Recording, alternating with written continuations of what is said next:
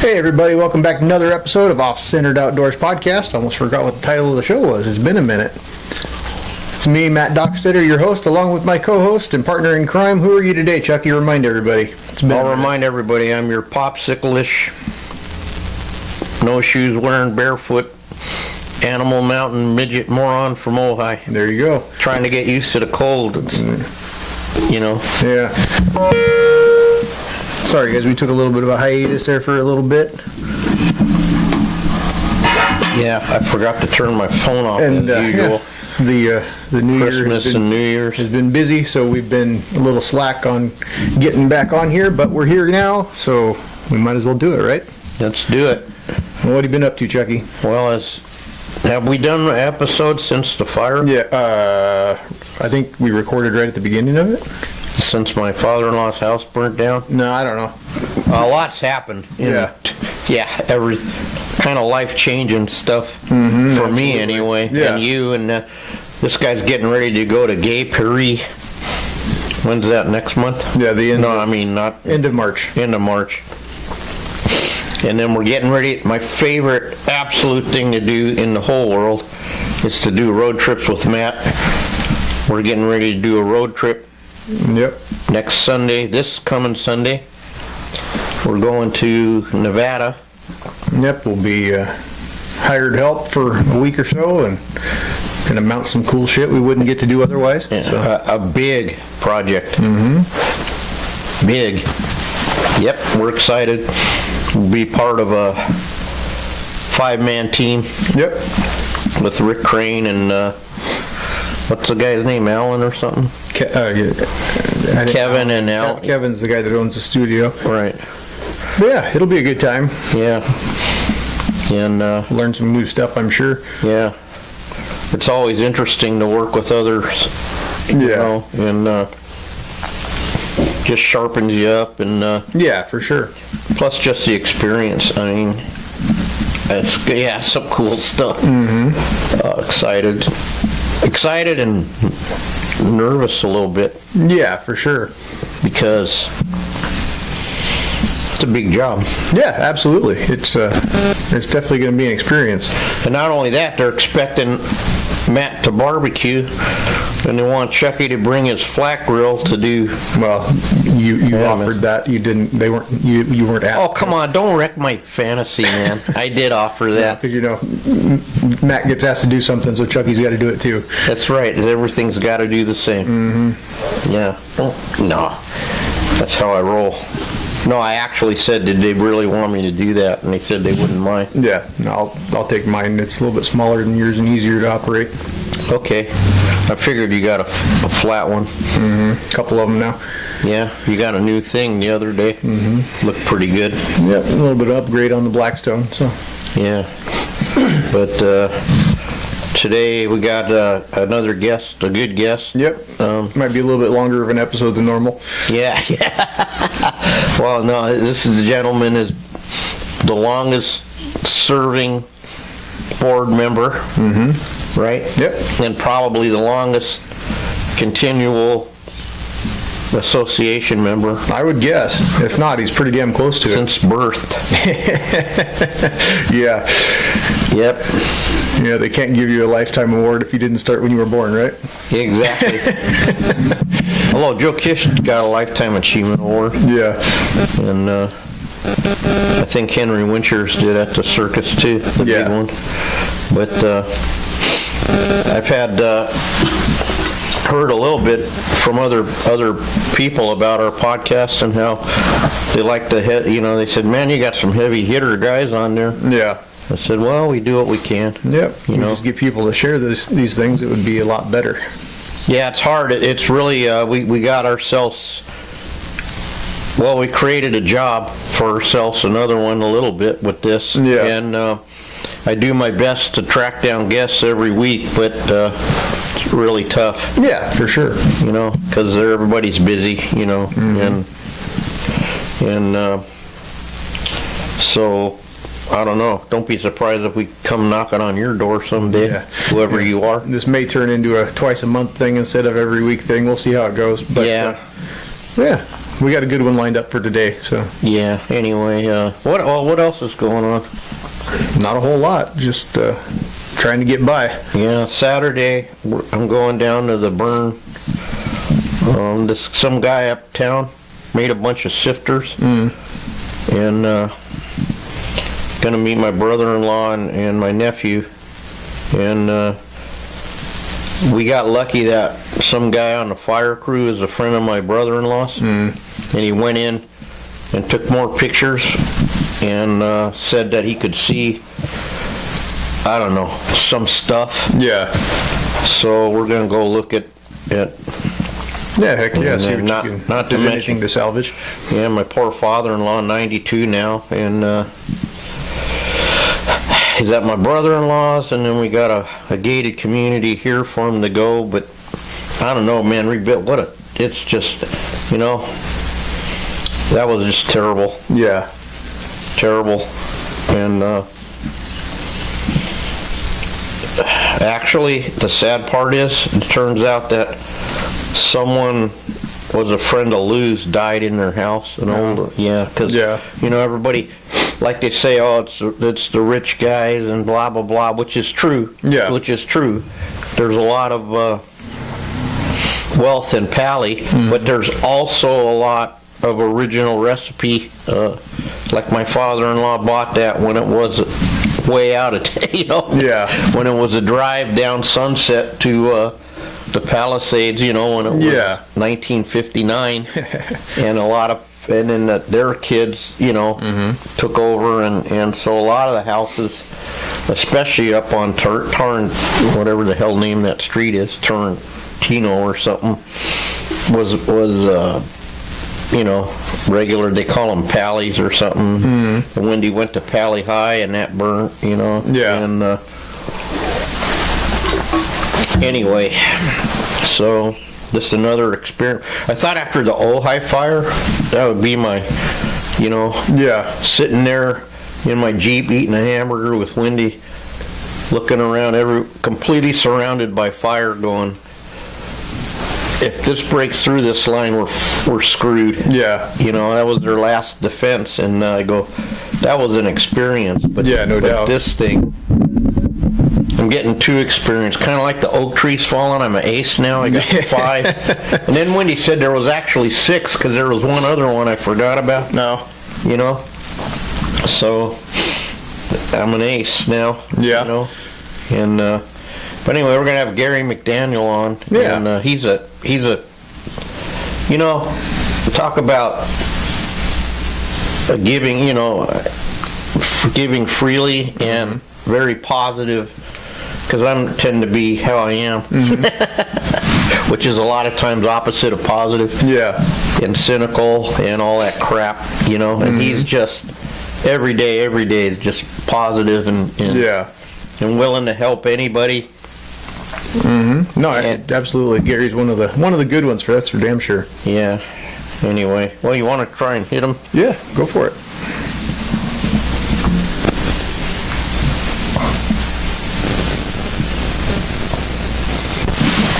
Is it working? We'll see.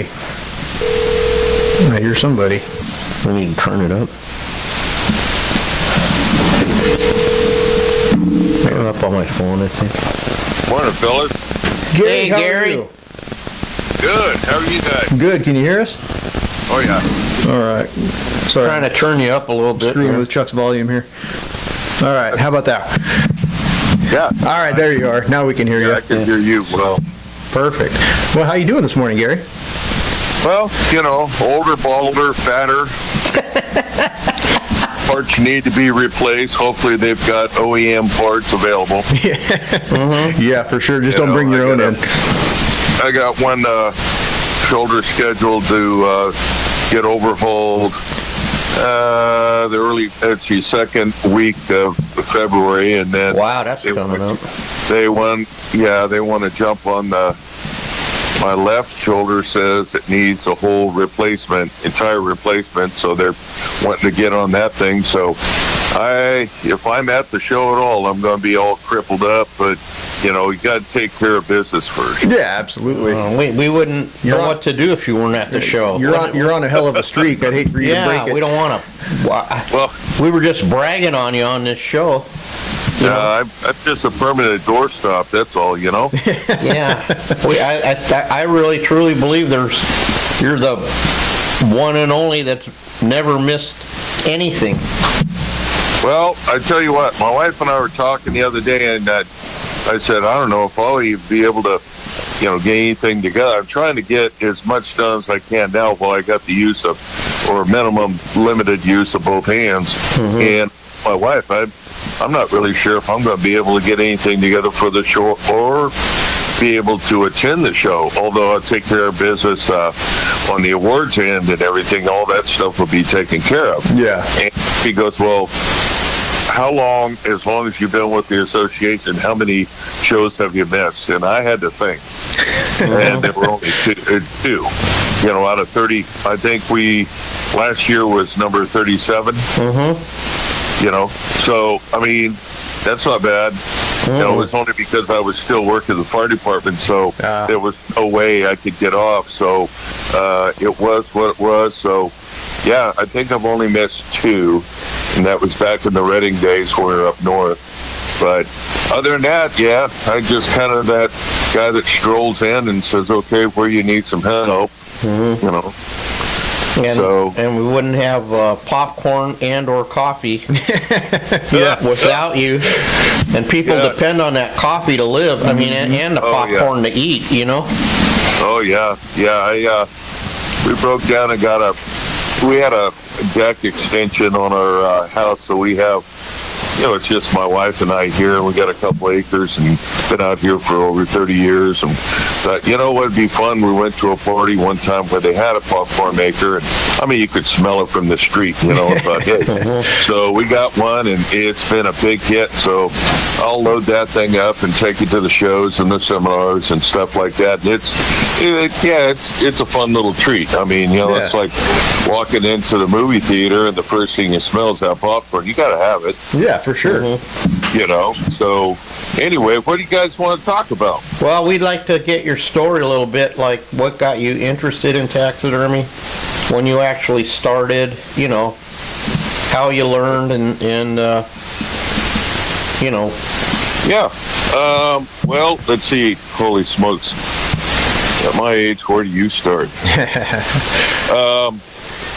Actually, I've been fascinated with taxidermy all my life. I mean, he was a young kid, so my twin brother and I'd get drug out of the house, thrown in Dad's truck, and we'd go into a sporting goods store or go down to the local barber, and get our hair cut. Mm-hmm. And I was fascinated by all the deer heads and stuff in the barbershop, even though, at today's standard, they were kind of shoddy. But back then, it didn't matter. It was still, they were beautiful. Yeah. And back in the day when I was growing up, there were sporting goods stores everywhere. I mean, Napa had 4 or 5, but Dad had his favorites down in Vallejo. And so we'd go down there, and I mean, the pheasants and the ducks on the wall and everything, as beat up as I think back as they were, they were still fascinating, And I said, how do they do this? So one day Dad was wheeling, dealing, he had a little side-by-side, I think a Stevens 12-gauge side-by-side double barrel. I wish I had that gun now. But he was horse trading that, and the guy says, well, look around the store and see what you want to trade for it. So he ended up getting an Outers a skeet thrower. So he welded. I mean, he was a jack of all trades. He could weld, he could build anything. Fabricator, Mr. Fabricator, and fix-it man. So he built this thing that slid into the trailer receiver at the back of a truck, and we'd go out. I mean, he knew a lot of people in the vineyard. I mean, he worked 40 years in a winery, so we had trespassing rights to go on all the vineyards and stuff, shoot doves and crows and stuff. So we'd go out for a little family skeet shoot, and that was so much fun. And while he was wheeling and dealing on this ski thrower, there was a kind of a turnstile or something with books and magazines and stuff. And I was kind of looking at it, and I found this one book. It was from the Shooter's Bible, The Home Guide to Taxidermy by Russell Tinsley. And I pulled that out, and I started going, and I thought, oh, man, I'm getting onto something here. This is do it. I mean, it was primitive. I mean, it was like taking the actual skull. There was one chapter in there how to mount a coyote chest wall mount, and you actually mounted the skull on a couple wooden blocks and with a wooden backplate, and you wrap the whole thing in Excelsior wood wool, and then clayed over the top of it. And it was like, oh, that's how they do it. You know? And it was just, and then from there, I just kind of looked into, let's see, Dad used to get Outdoor Life in Field and Stream, and in the back there was, there was Leonard Prey that, I had a couple of his books here, and I can't find them. The historical beginners of taxidermy, in the museum stuff.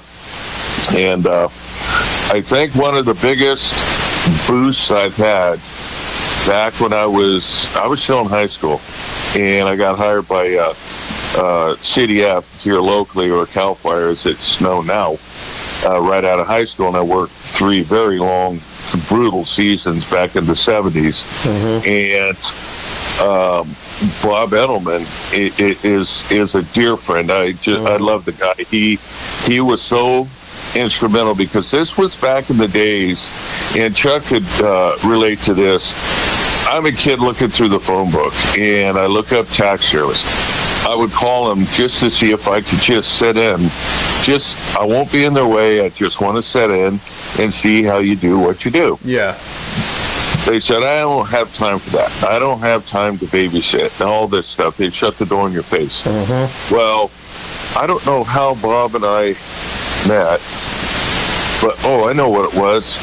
August 1st, 1987, they sent out postcards. I mean, this was before the internet. This was before social media, before everything, right? So they used postcards, and they found out who all the local taxidermists were in Northern California, Bay Area, and all that stuff. And they said, hey, we're going to put together a little get-together, and they invited us all to the Crockett Striped Bass Association. Had a little clubhouse on a pier over the water right underneath the Cookienis Bridge. And so they just threw it out there to see who would show up. Oh, my God. They had no idea how many people were going to show up. And they said, bring what you want. I mean, there were critters of feathers, fur, and hair came across that pier, and we loaded up that building. And I think somebody had a box of old ribbons somewhere, so they figured, hey, let's have a little competition and see where we're at and all that. And it was Audie and Mary Lou Crabtree. No way. Jim Ariero.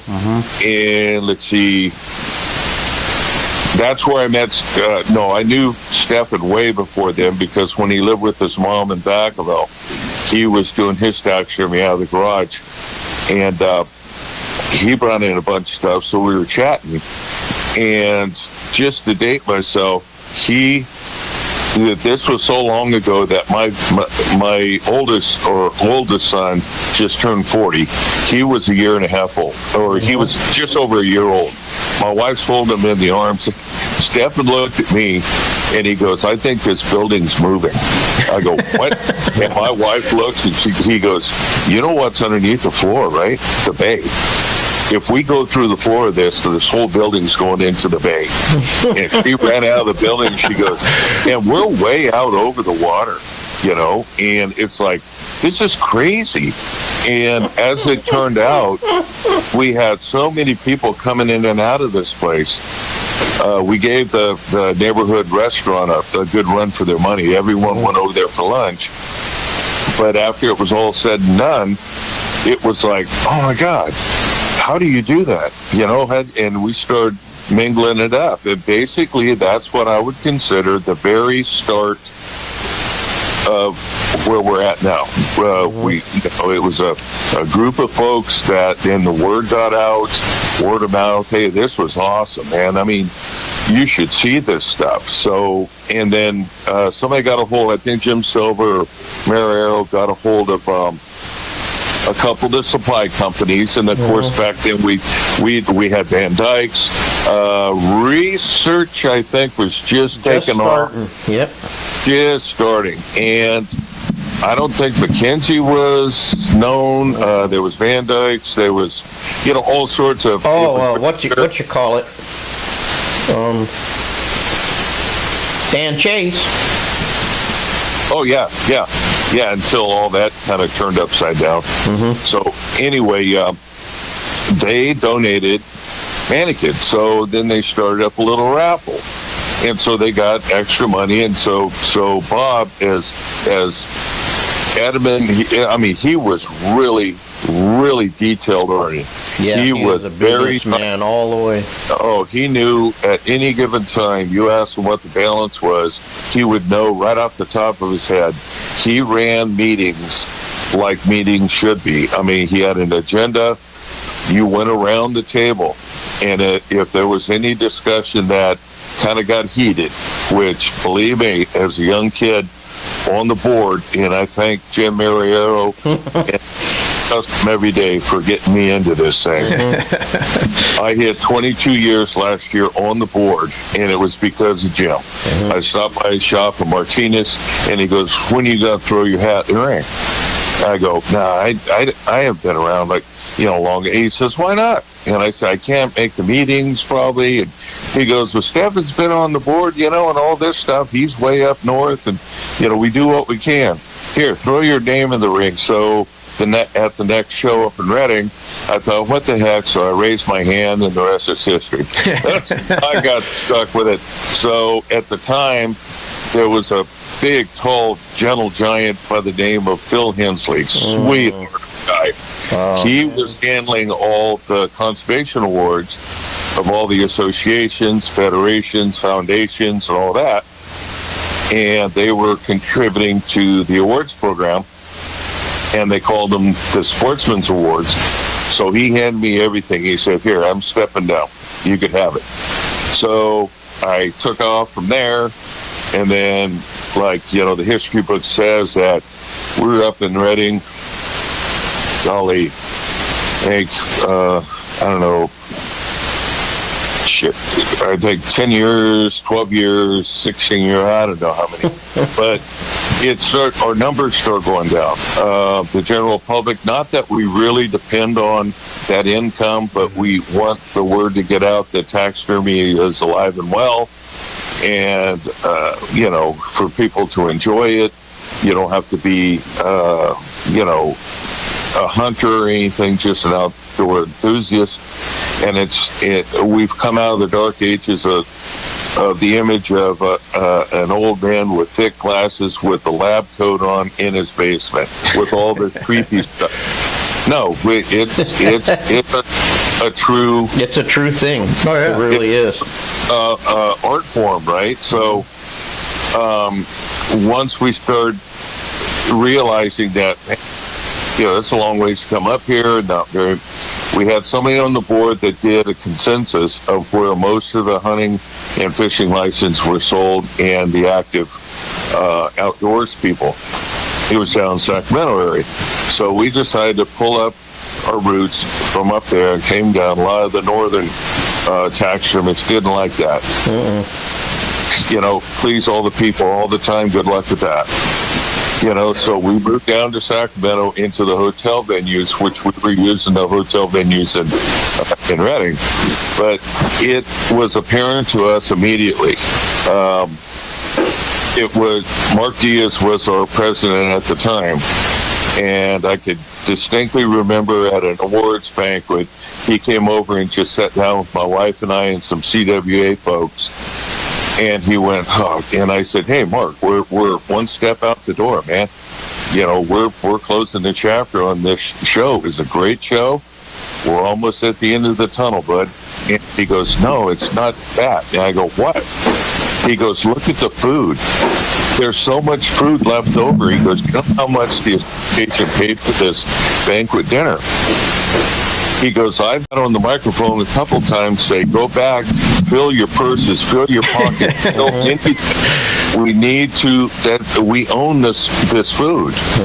And somebody went out, since they were charging like $6 a beer, we always had ice chests outside the door of the hotel exhibit hall. They didn't like it, but hey, you know, it was what it was. Yeah. Somebody went out to get a beer, and there is a passageway that goes on the outside of that exhibit hall where all the employees are prepping stuff.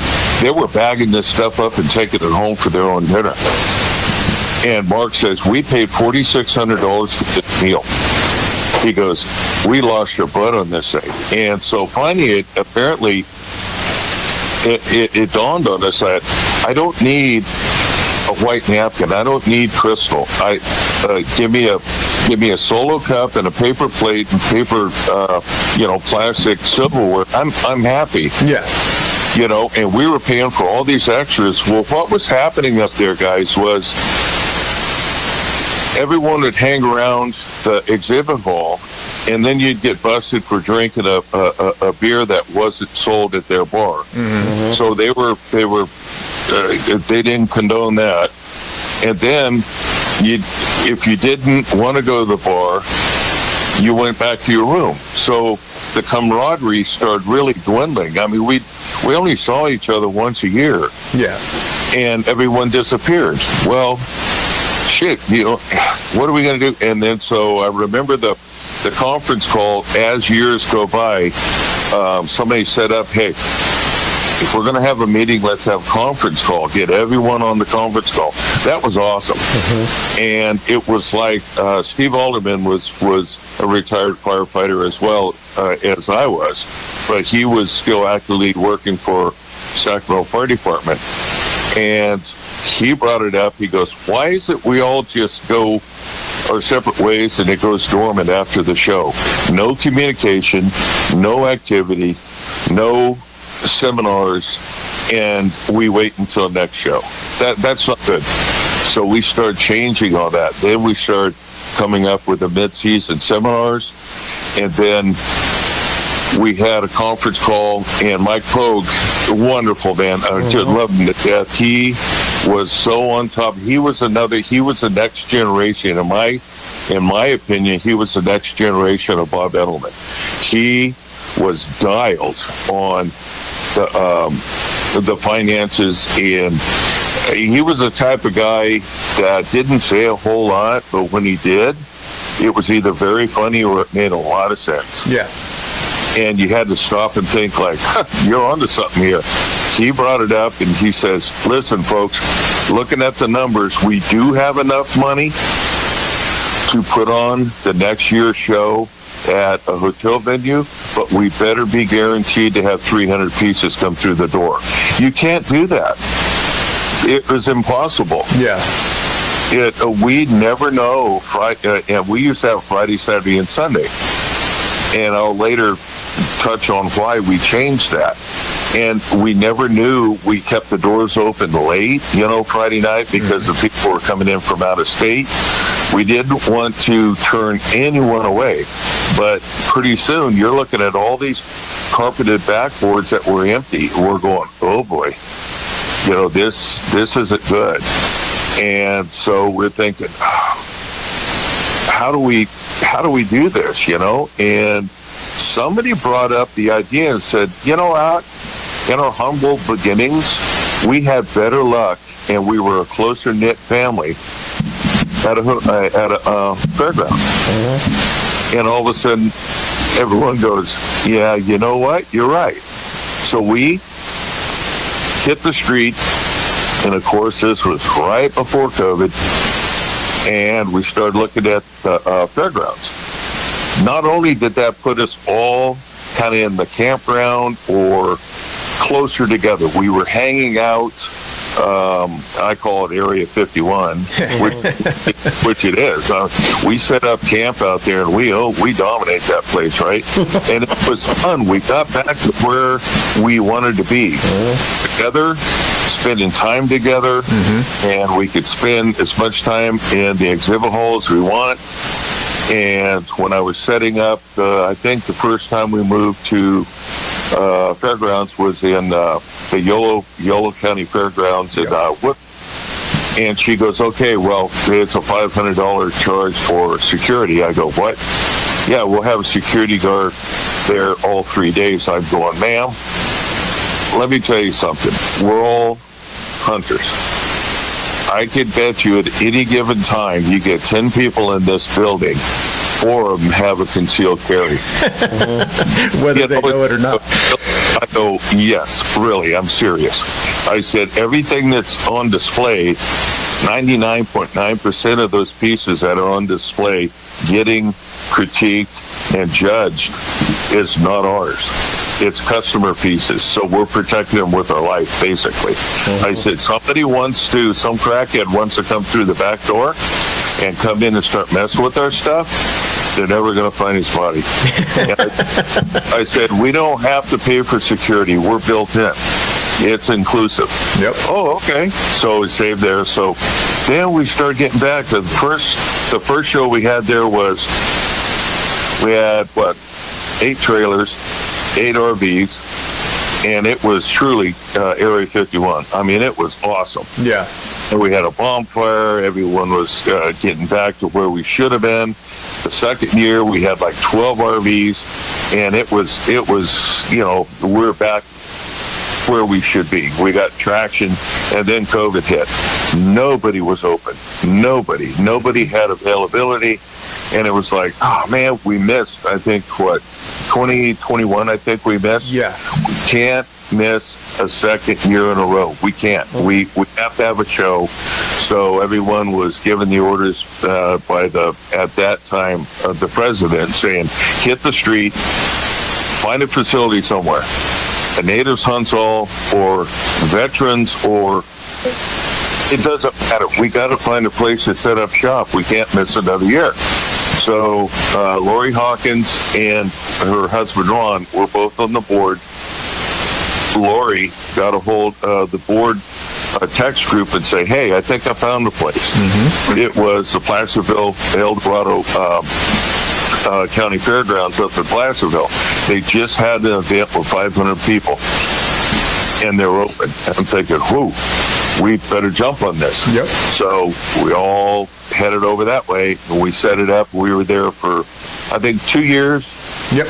And then, we were trying to figure out where to move it, to try to, and the hardest thing, as long as I've been on the board, is to try to find a centralized place that accommodates everyone. Yeah. It never works that way. Like you guys are way down south, and a funny thing, when our very first, well, let's see, the Crockett was our very first get-together, but our very first official show, I would like to say, was in Vallejo at the Solano Fairgrounds. Well, we had so much stuff on display, it was unbelievable. I mean, it just kept coming through the door.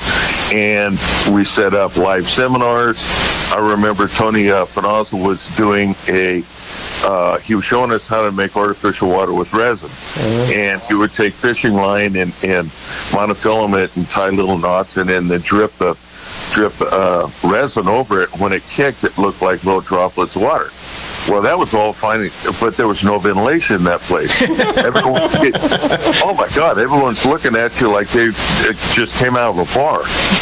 And it's like, whoa, man, I got to go outside and get some fresh air. We were getting high. And so we're sitting there watching this thing, and all this stuff, and it was quiet as a church in there, right? All of a sudden we hear this great big pop and crash, and somebody goes, oh crap, somebody's moose just fell off the wall. Oh no. And to divide the building up, they had draw curtains. We couldn't find the end of the curtain, so guys were sliding underneath the floor to try to see whose is it, is it damaged, is it wrecked?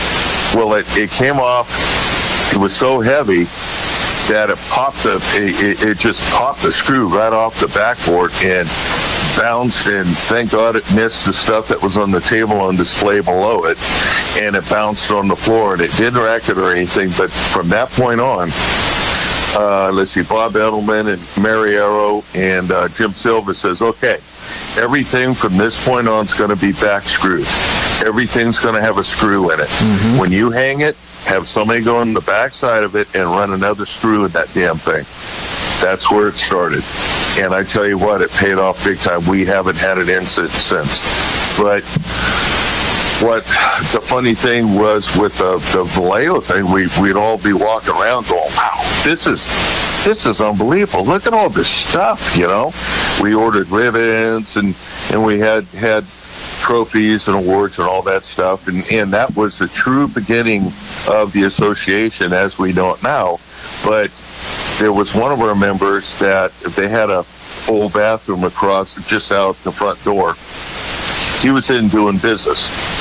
And there was a payphone, if anyone remembers what that is, a wall-mounted payphone on the outside of the main building. And they had louver windows in the bathroom. He's in there doing his business. He overhears this dude on the phone saying something along the lines, you ought to see this place. We're going to mess this place up. Oh, my God, they've got stuff everywhere. Is everyone ready? And this guy realizes this ain't good. There's something about to go down. So he finishes his business, doesn't even know if he's got his britches all the way up. He comes running out of the bathroom across the breezeway into the main, and Silva and Barrio and somebody else, I think Bob Edelman was at the registration table. And he goes, hey, guys, I just heard this guy over the phone. I just overheard his conversation. I think they're going to attack us. What? Yeah, I think something's about to happen. So I think Jim Silva jumped up and said, everyone lock the doors. Lock all the doors. And everyone's going, what the hell's happening? Just lock the doors. And I don't know how the call was made. I think somebody had one of those great big cell phones back then. You know, the size of a freaking suitcase or shoebox. Somebody made the call, the 911 call to Vallejo PD, and we didn't hear anything about it. We're all sitting in, you know, we're sheltered in place, right? And the seminar stopped and everything. It's like, what the hell? Can anyone see anything out the window? Well, there's no windows. Nobody wanted to open the doors. And pretty soon, you know, there was a bang on the front door. And, you know, I was ready to see somebody pull a gun out. I said, who is it? He said, Vallejo PD, open up. Okay. So a couple officers come in and said, what the heck's going on? He goes, man, I'm glad you guys made that call. Wow, look at all this stuff. Yeah, and that's out of this. And we're going, what's going on? He goes, this cat that was on the phone had a military drab and everything, and he was all bunkered out and everything. He's got a backpack. Well, they had like 6 or 7 officers out there, and they had about 9 people on the ground at gunpoint. Wow. And they raided their cars, and they found out they had paint balloons, paintball guns. I mean, they were going to jack our show up. Can you imagine? That's crazy. There's not a day that goes by when I'm at the show going, if they would have came in there, they would have they would have ruined everything. Oh, yeah. Everything. So that kind of lit the fuse there, and we kind of had to rethink the way that we advertised, because we were putting out posters and everything. Well, this was letting everyone know. Yeah. So they later on we found out was linked to one of the or the animal rights. You know, they were basically terrorists. What I've always concerned or considered. But anyway, long story short, we thought, okay, in our next board meeting, you know, he says, well, bring it down south. We're all coming up from down south. Oh, okay. So somebody arranged for a fairgrounds down in Ontario.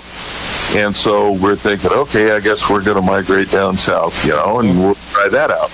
Well, that didn't work out too well, because about 2.5 months before the show, the Rodney King verdict came out. Oh, my God. They were turning that place upside down there. And they're going, we're not going down there.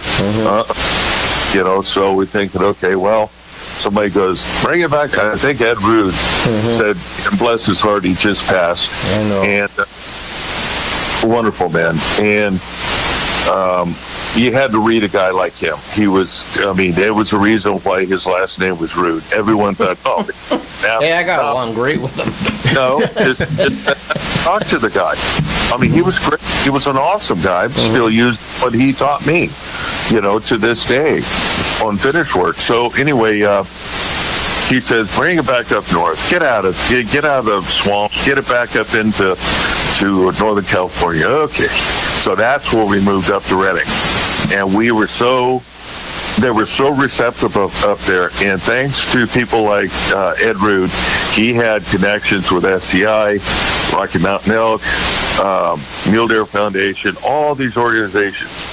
And we had solid backing and support, CWA, DU, and all that, Wild Turkey. So that was our mainstay. It was at, we were at the Red Lion Inn, then we were at the Doubletree, all this stuff. Everything was cool. So that's pretty much there. That's where Mr. Mouse showed up. I don't know who brought the damn rat in, but Jim Silva,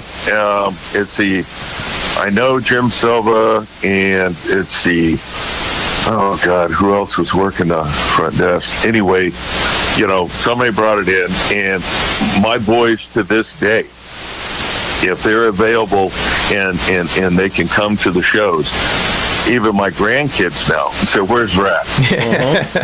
Where's the rat? We were offloading it one time, and somebody goes, they pulled it out of the box where bring out the backboards and all the secretary stuff, all that. They're going, what the hell is this? They throw it back in the trailer. Diaz says, what are you doing? that thing's a legend. Go get it, and it has to go either on the front desk or it goes somewhere in the show. Really? Yeah. It's a mascot thing or something. Just put it there because somebody's going to be looking for it. Yep. Well, my kids would show up and go, where's the rat? So it's been with us for quite some time. But funny thing about the Redding area is Jim Silva, he was phenomenal on mountain rattlesnakes. Well, he had this box with this desert display and everything, but he has a little micro remote control thing for the rattle. And he brought that thing in, and Bob Edelman says, oh, God, not again. We're going to get in trouble. You're going to scare somebody, and they're not going to take it as a joke. No. It's okay. Well, there was this family that came in to take the public tour, and mom and dad were up there, and they had about 3 kids, and they're going, oh, look at how they look real, And, one little girl had her face right next to it. And all of a sudden, Bob looks over and he sees Jim reaching for something. He goes, no. He hit that rattle, and she screamed. One of the boys, he fell down because he couldn't get out of his own way. It horrified him.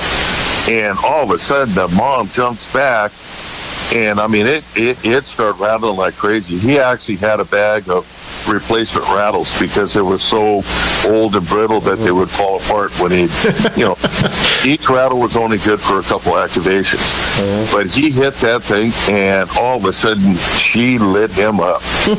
How dare you? Give me my money back and we're out of here.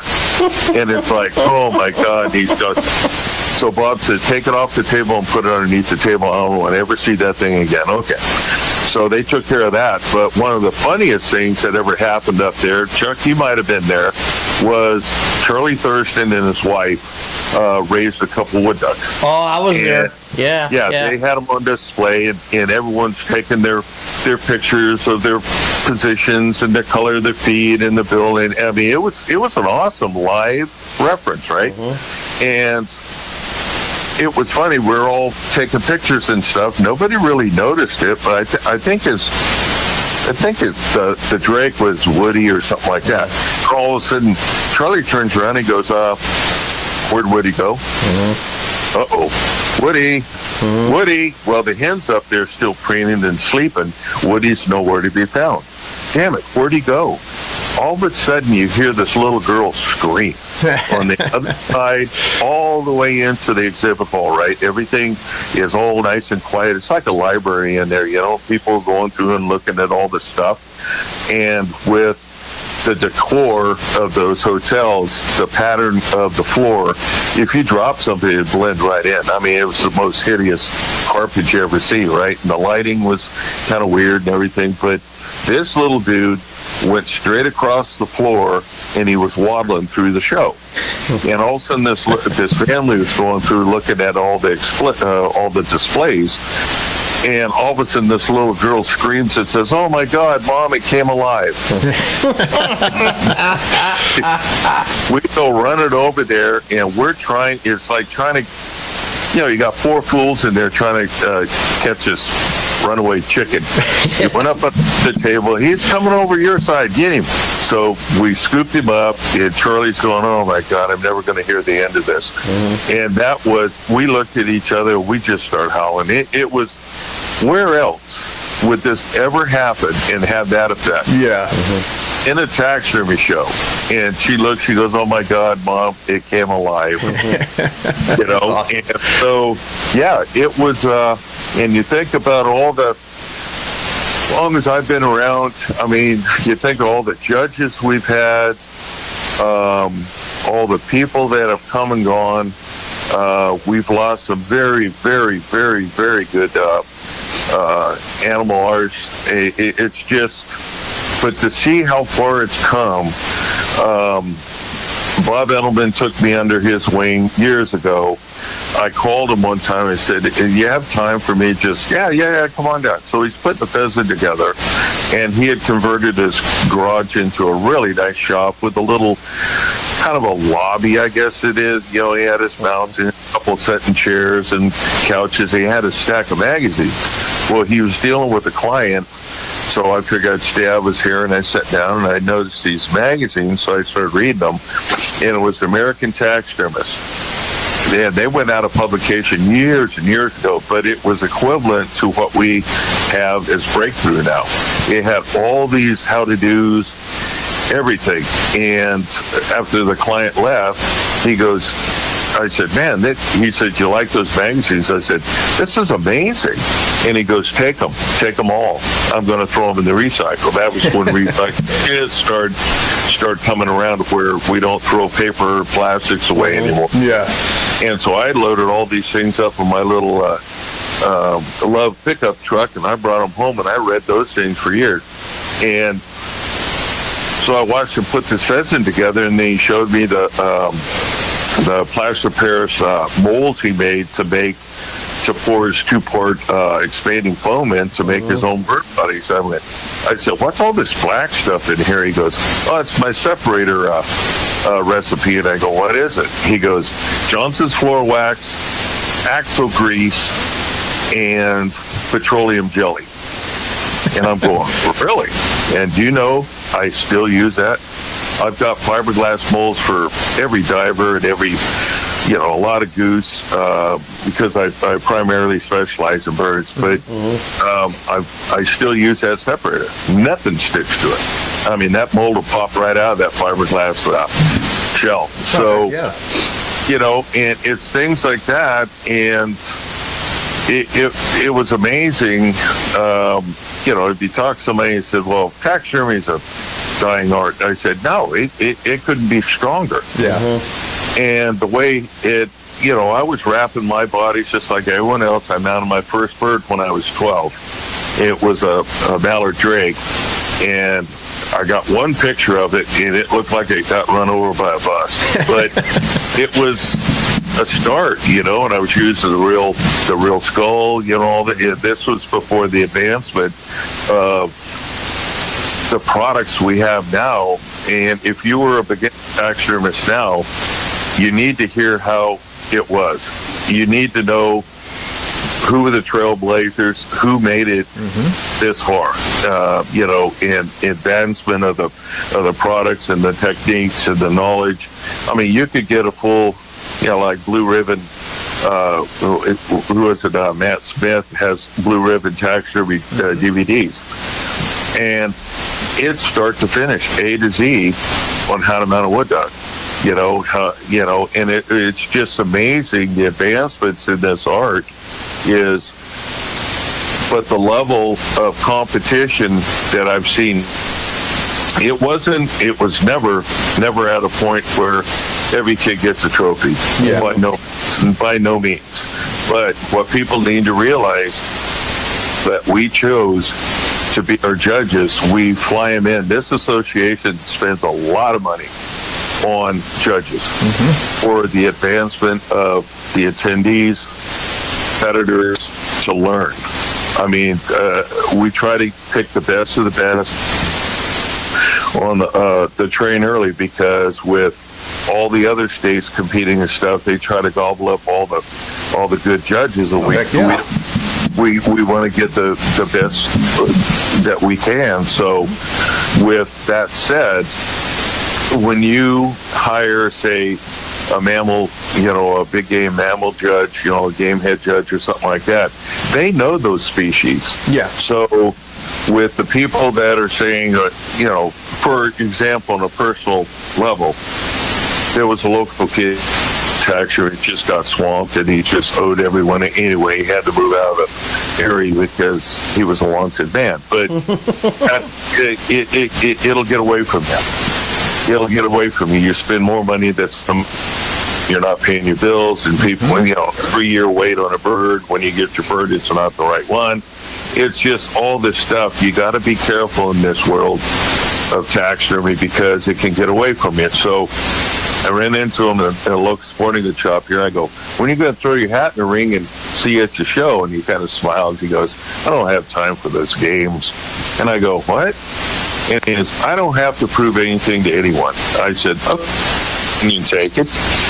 And he goes, it doesn't put food on the table. And I said, well, hang on. I said, I don't want to start a debate, easily go into an argument. And I said, I don't want to, I agreed to disagree with you. And he goes, what? And I go, our judges know this. If we hire a fish judge, they know fish like nobody else. I mean, they know their species. So why not throw a duck on the wall, let him critique it?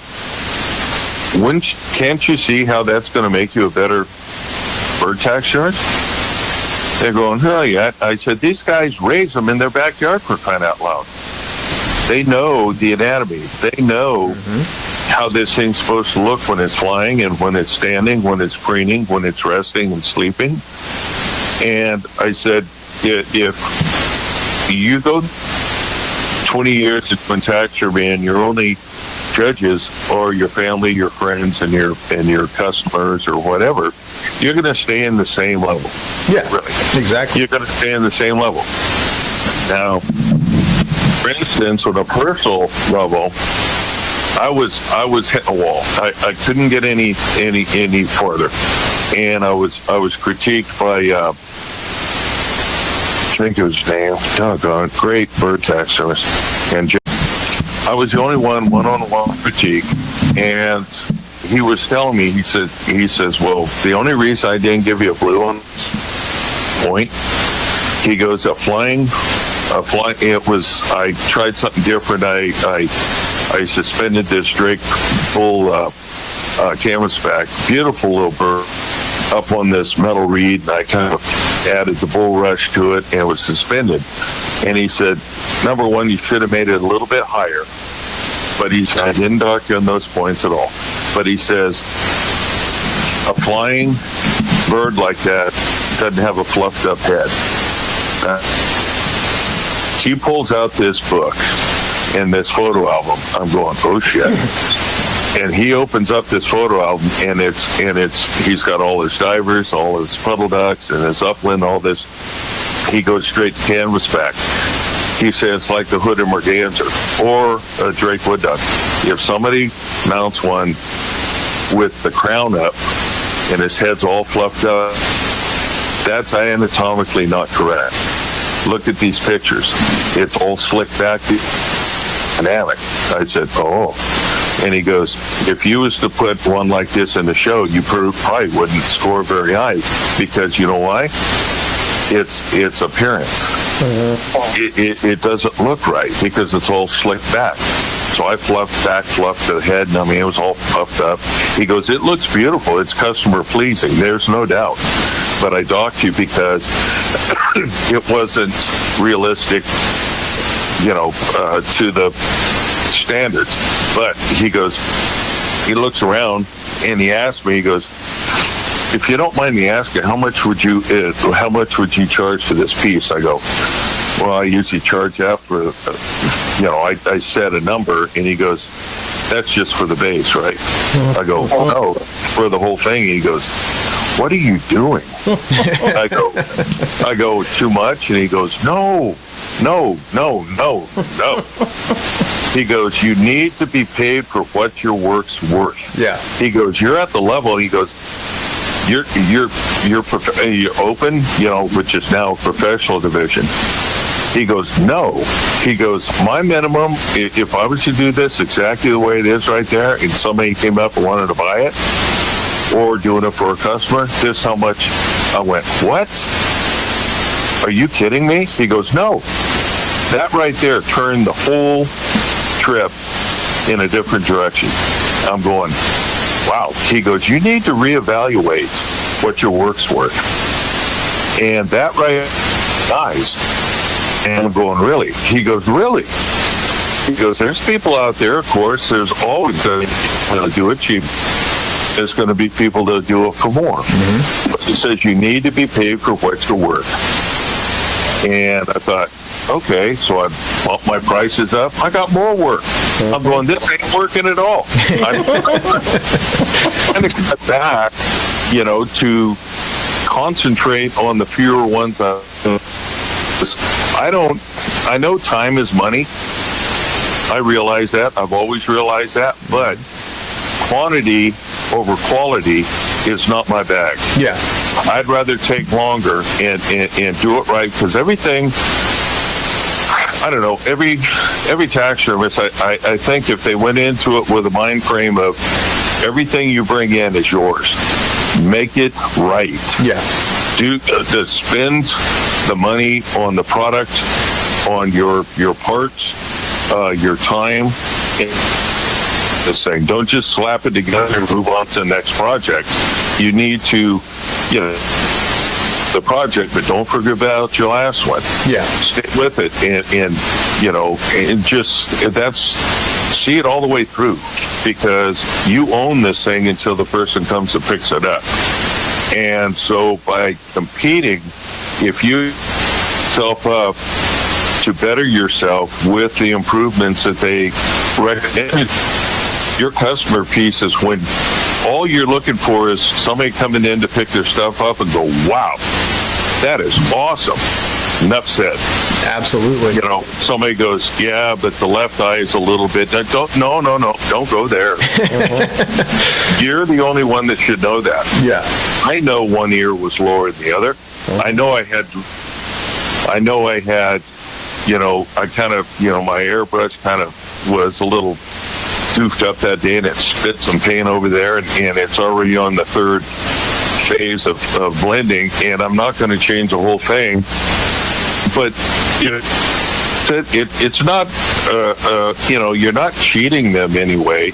You've got this expectation of yourself to a certain level, and you're looking for that wow factor, not expecting it, but when it happens, your mission and goal has been met. Yes, sir.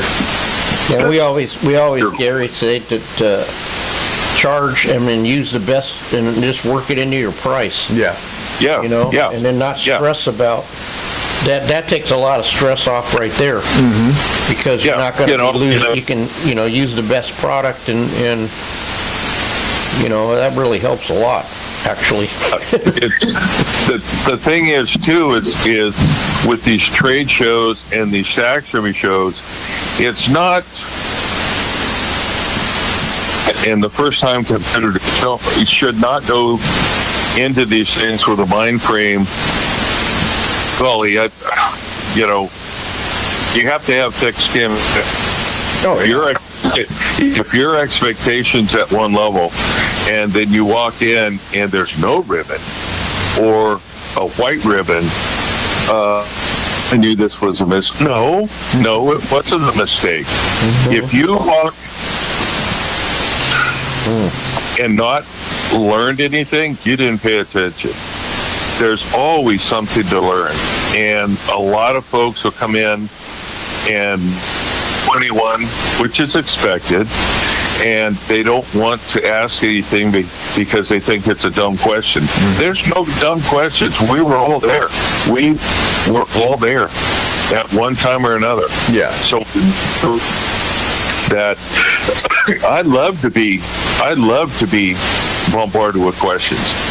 I'd go over, and if I see a young couple or somebody putting a bird on display or something like that, and I said, hey, welcome to the show. Thanks for coming. First-time competitor? Awesome. And they said, do you think this is good enough, or should I just put it back in the car? I said, no, leave it. I said, what you need to do, and I see this over and over too, is they wait for the bird judge to make a round to do their critique. Now we got a sign-up sheet and all that stuff. And I said, don't wait for them to critique your bird. Follow them. Yeah. Whether you're going to be mounting a peacock or not ever in your life, get the information and follow him or her. Follow them. And don't even try to write stuff down. You video it. Everyone's got the technology on their phone now. Video it. So you could fall back on that as a recall to try to, and then after everything settles down, you get back home, you start watching this and said, there's no way I could have remembered this without documenting it. And by documenting it on a video on your phone, you've got perfect reference right there how to improve. And if the judge goes into it right, we all know, and we all know you could remember the bad judges. I mean, like it was yesterday. It was like he didn't have to say it that way. It was pretty harsh. Yeah. Because hopefully, as it comes out of their mouth, they said, I'm not here to show you where you went wrong. I'm here to show you where you can improve. Yeah, that's how it that should be. right there is a little bit kinder. Yeah. To say your piece looks like shit, but this is how you can make it look better. Yeah. You know, and hopefully those people will come back and see the difference of improvement. And I've seen it over and over. But you know, with people showing up at the show, and just milling around the showroom and everything. And I said, hey, how you doing? Where are you from? Like this first. What'd you put in? Well, I had a pheasant and I had a duck and my first deer head, but well, where is it? Oh, I left it at home. Why? I got wet feet at the last minute. I said, dude, we start. You got to start somewhere. Yeah, exactly. And I said, with your critique and the information on how to improve, hopefully you'll come back next year and really wow us with what you've learned. And he says, well, I've always had problems, setting the wings in the side pocket. And I said, hey, I tell you what, come here. I'll introduce you to a couple friends of mine, Alan Dowdy, it's Kit Miller, and just say, hey, how do you do it? Well, what works for me. And right then, it just opens the door of all the information they've been spending years trying to find out. Oh, yeah. And here it is, right here, laid right in front of them. And you can only improve if you want to, So with that being said, competition puts food on your table, because the better you are and you advance up to being judged for so many years we spend so much time on our competition pieces, it drives you freaking crazy, because the shop, you don't even want to go in that room anymore after your show piece is done, because you are so burned out. Yeah. But when funny thing, first place you want to go back to, because all this knowledge you've learned, all these new techniques of not how to cut corners, but how to work in half the time. I mean, I've learned so much. Tom Weatherson is just, for example, him and, you know, just the people that have figured out, and they're so open to pass on that knowledge. I mean, why keep it a secret anymore? I mean, they're not going to be your competitors. Or if you're worried about that, then you have no business being in the business. But yeah, for sure. Anyway, you got to be able to learn and accept that. And when you prove and you get something together and you step back, take a break, and you come back out and you're going, damn. Well, my favorite thing too is watching people improve year to year to year. Yeah. Oh, yeah. And then seeing them get the blue ribbon and all that. It's something really, I don't know, gratifying about that. It's an accomplishment that, I mean, the self-gratifying, it's off the chart. I mean, I've seen people walk in, well, back in the Reading days, where lock the doors, right? So here, Alan Dowdy, myself, Jimmer, and Chad Hornbuckle, we'd be sitting there. We just came out of the bar, and we'd be sitting on the floor outside in the foyer or the lobby, trying to look through the crack in the door. You see my thing from there, yeah. What? I said, I see blue. Oh, crap. Well, I see this. Well, can you see my? No, it's around the corner. I can't see it. Well, the door's closed. And then all of a sudden the doors opened up. They were done posting the ribbons, and they all went either to the bar or back up their room at the hotel. We rushed the place, and it was so somber. You'd walk in there and be quiet as a mouse, nobody else around. And all of a sudden you hear across the room, shit. You know, or holy crap, are you kidding me? You know, and it was like Christmas morning. And people could be coming out of their motel rooms early in the morning, hungover or half asleep, the coffee in their hand, and they walk around the corner and they go, you got to be kidding me. I got my first blue ribbon. Holy shit. Yeah. You know, and it's like high fives, you know, it's like, see, you know, it works. Oh my God. And once you have a taste of that, it's addicting, you know, but you got to keep going. Yeah, once you start moving in the right direction, it's always... You're moving in the right direction. And to today's standard with, where do you begin? With the art of the product being, you know, from mannequins, high level of detail, and mammal mannequins, and what's funny too, we had a seminar up at Steve Alderman's shop up in Chico, and Mark Nelson and Tom Weatherson was putting on a game head seminar up there, and they were both doing their own little thing. So I mean, it was so much information to try to absorb at the same time. And the newbies that were in the group, there's a big gasp over the whole room, like they're sawing and they're cutting and they're cutting the head off and they change out, and they're going, why would you spend 70, 80, 90 bucks on a pack it up?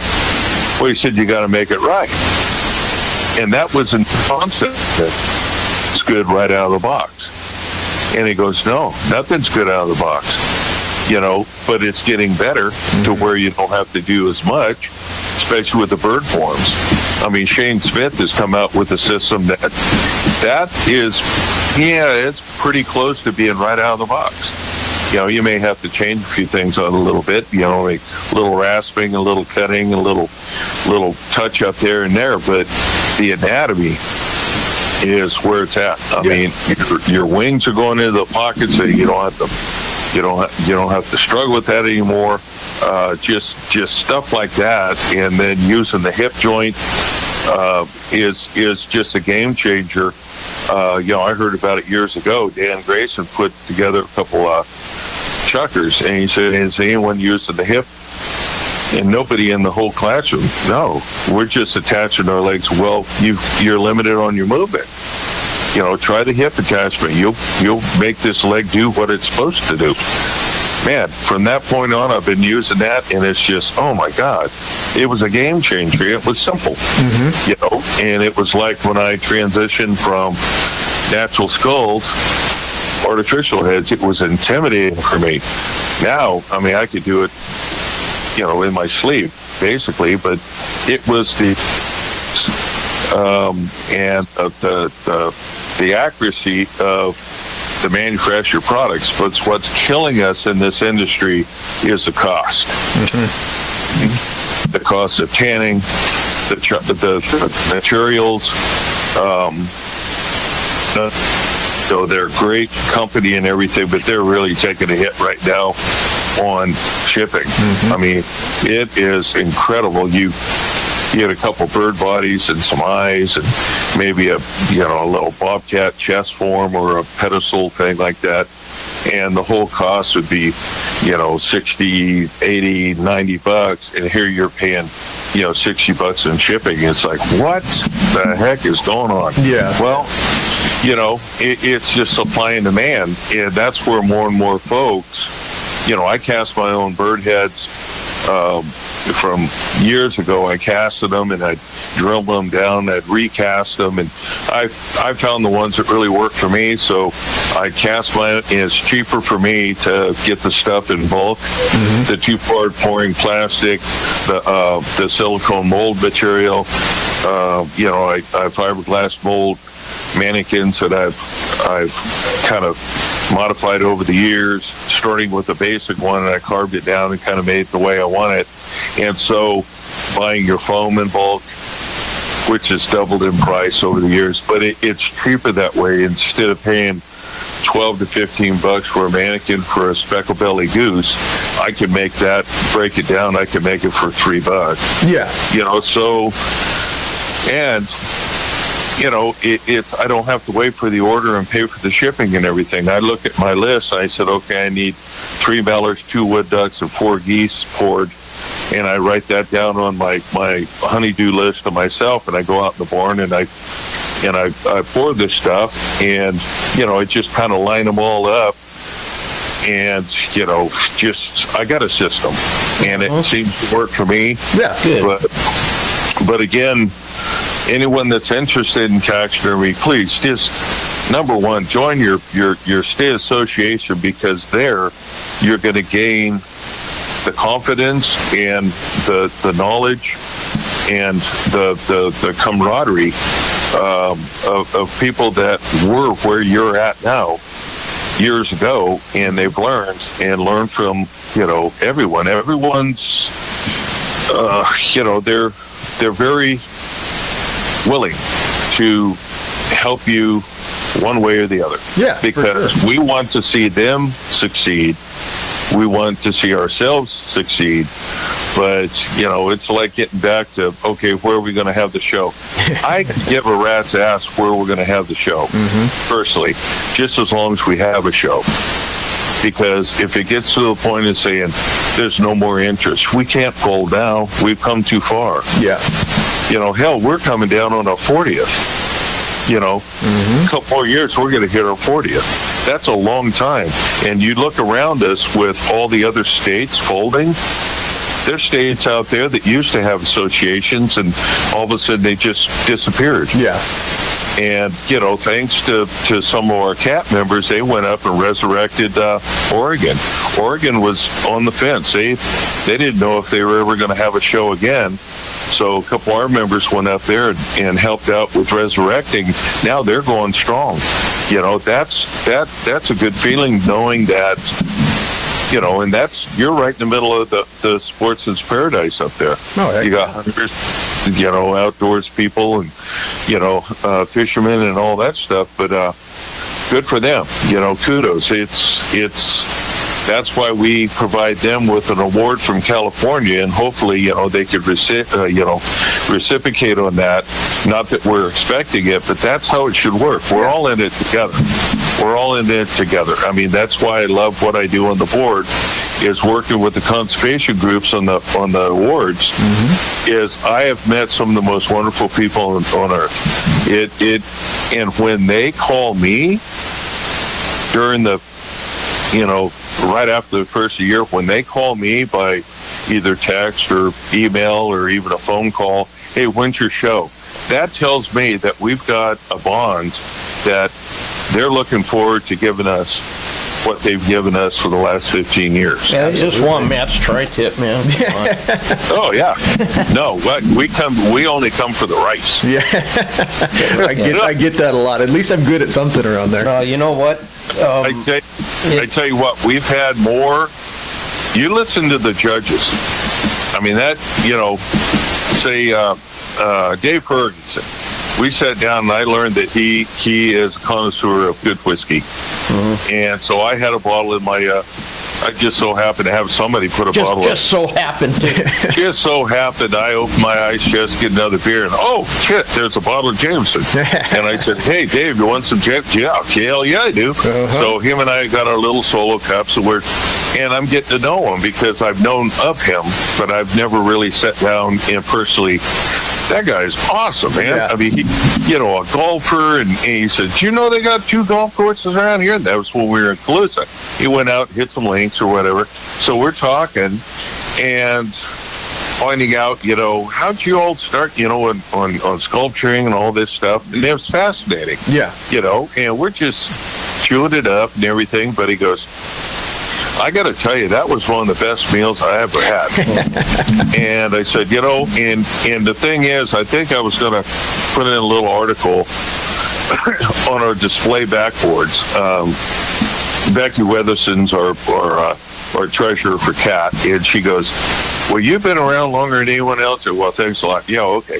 Well, you're the old dog on the block, and we are going to tap into you on the history of, the association. And she goes, how did it come to be?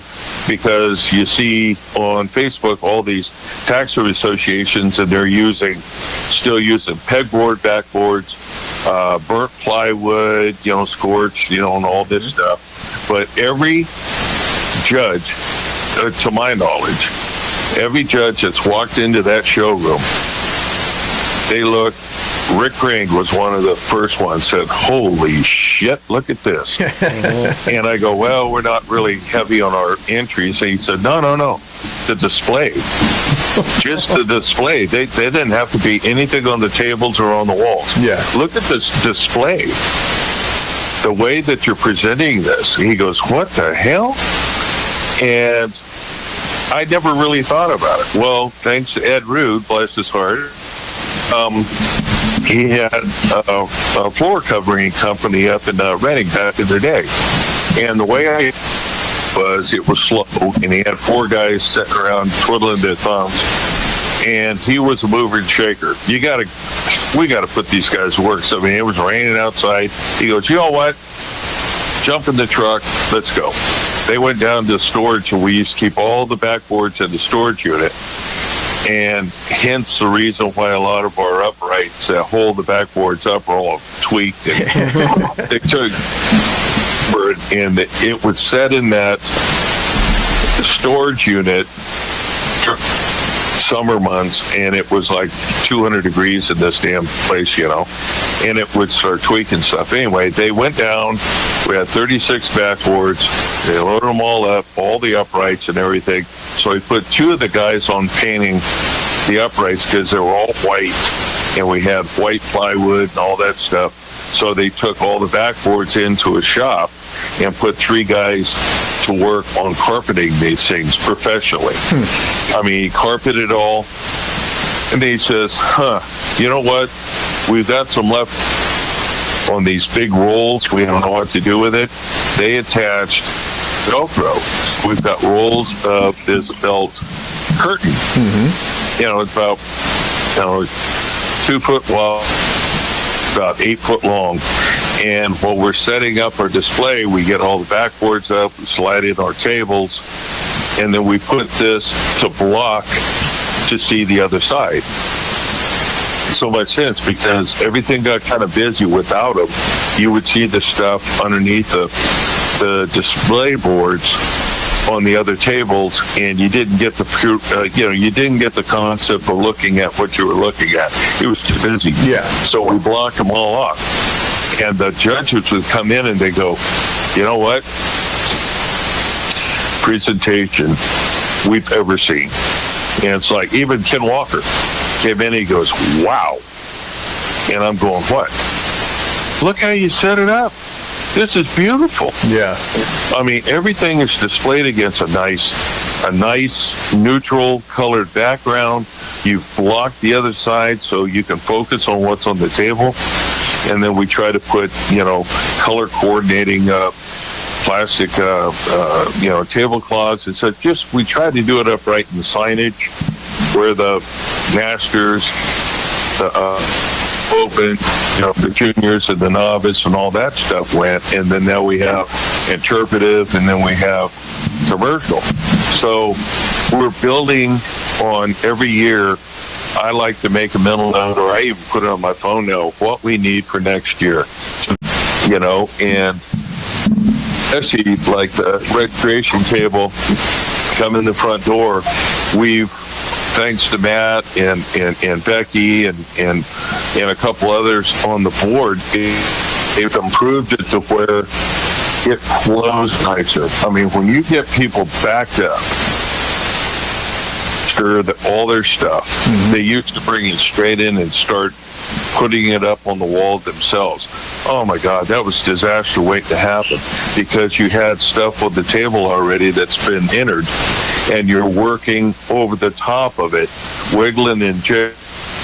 If something should fall in somebody else's piece, or if you're picking up somebody else's piece and moving it, got too risky. Yeah. It really did. And it was just too much of a threat on damaging somebody else's stuff. So therefore we put somebody in charge, like Sal would be in charge of.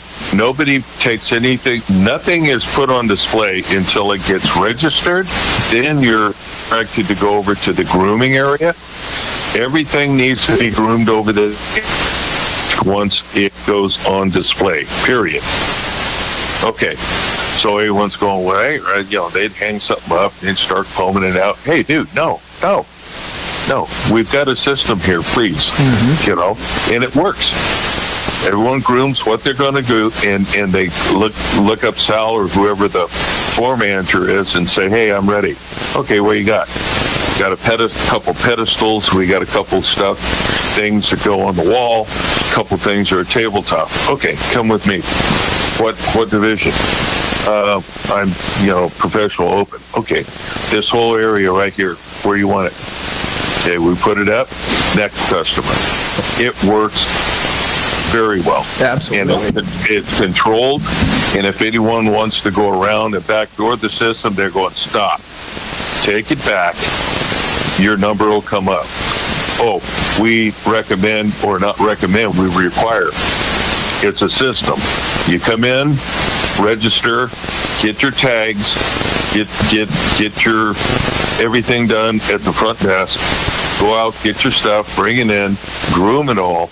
Then you let the photographer know, I'm ready.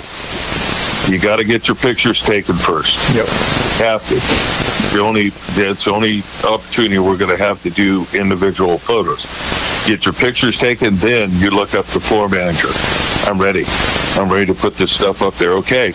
Want to let you know, you are not to touch anything once it goes out on the floor. Okay. And it works. Yeah, absolutely. It's a team effort. Either play by the rules or, Yeah.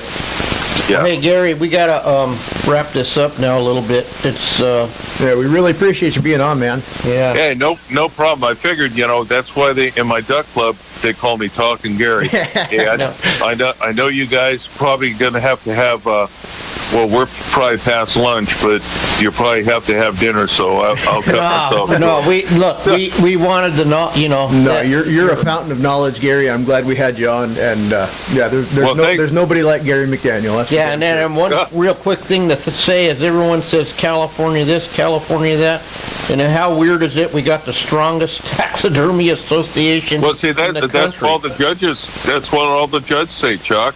Yeah. They said, "How is this?" I said, "What?"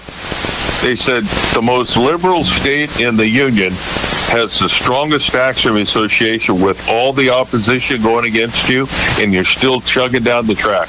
Yep. Everyone else is folding. Yep, I said, absolutely. I don't know. Yep. It's the I don't quality know, of our but hey. guys, I guess, like you. But anyway, Gary, we'll We'll have to do it again for sure. and we'll send you a link. Matt will. Yep. Once I get it up, I'll send you a link, and you can share it at will.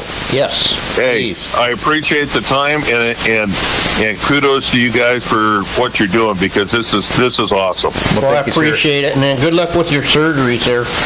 Oh, We thank you. expect you at the show, even if Oh, you're in yeah. a wheelchair or something. Yeah. We have to strap you to an appliance Yep. dolly. Napa's on my way up. I'll stop and grab you if I have to. Yeah. There you go. Hey, we set Ron Anderson up with the motorized, so maybe I'll get one. There you go. Maybe so. Yeah, we set a Okay. pretty high bar there. All right, All right, brother. Gary. Have a Thank good you. one. All right, fellas. Take Bye. care.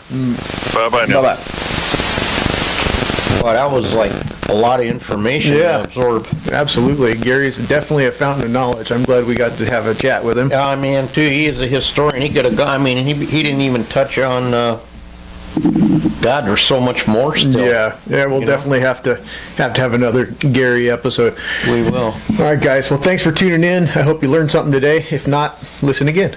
Yeah. So yeah, check us out on social media at Butcher Shop Taxidermy, at Ojai_Valley_Taxidermy on Instagram for Chucky. Be sure to go over, check out our buddies at Rocky Mountain Materials. Tell them Chuck and Matt sent you, and you might get a free sticker or something added They to your might, price. they might put the thumb on the scale on the just never shipping know. or something. You just never know. Yeah, and be sure to find us anywhere you find your podcasts: Spotify, Apple Podcasts, iHeart Radio, and of course YouTube. And until Yeah. next time, And watch for some, we might have some interesting pictures next week. you We'll just see. never know. All right. All right, guys, have a good one. See ya.